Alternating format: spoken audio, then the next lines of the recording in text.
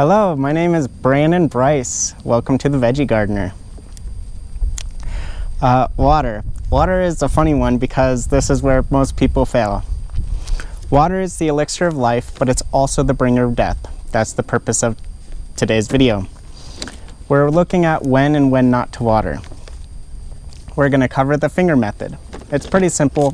Funny enough, I learned it in college. If you find this information informative, please like, share, and subscribe, but mostly share. I'm trying to reach as many people as I can, as fast as I can. So, as a beginner, I want you to think about two components.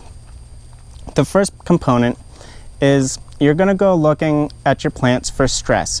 Now, granted, we don't have plants to really look at stress, and the stress I'm talking about is wilting. That's when a plant, is starting to droop. Wilting is stress on the roots, and the roots get stressed whether they're underwatered or overwatered. That's important. The second component is the finger test. The finger test is literally just you take your finger, you stick it in the soil, pull your finger out, and you're looking for soil on your finger. I'll show you some pictures once I get inside to show you what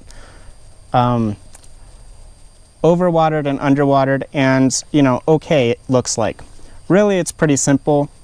Underwatered is when your finger is bone dry. Overwatered is when your finger is muddy. Anything in between is pretty good. You can probably leave it for a while.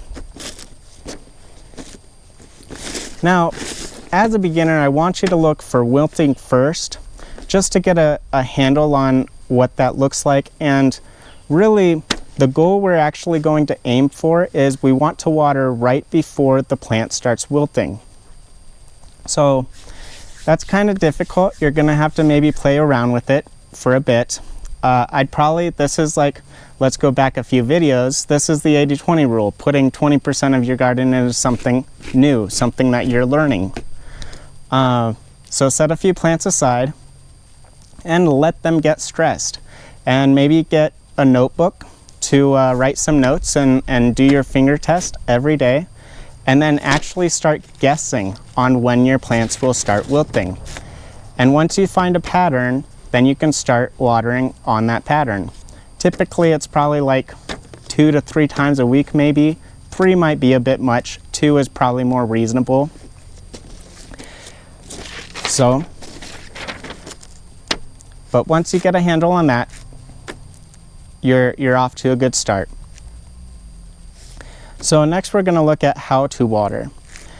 I know that sounds pretty simple, but typically we're going to actually saturate the soil, soak it in essence, and then we're going to let it sit and drain for, until really we need to water next.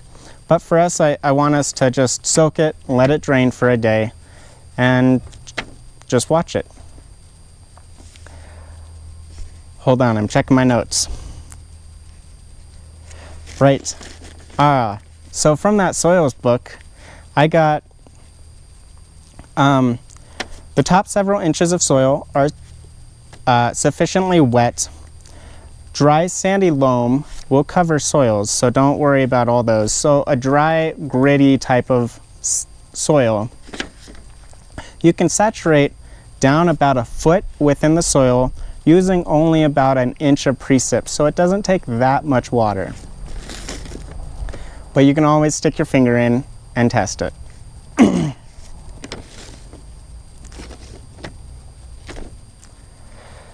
Introducing the next topic, we're going to cover soils.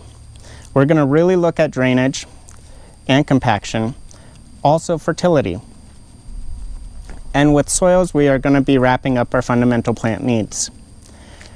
With all that wrapped up, you should be able to make some pretty good decisions with just the information I gave you.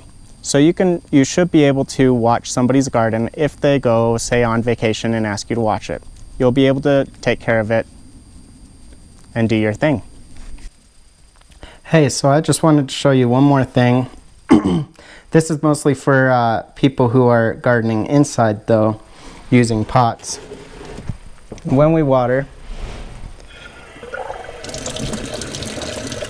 we're gonna kind of just, soak it.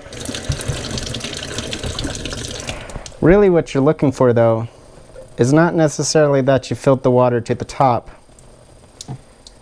but that after a while, there we go. Yep, water is seeping through. Now you do want to check the hydrophobic aspects of these soils as well, but that looks pretty darn good. Thank you for watching. I hope you have a good day.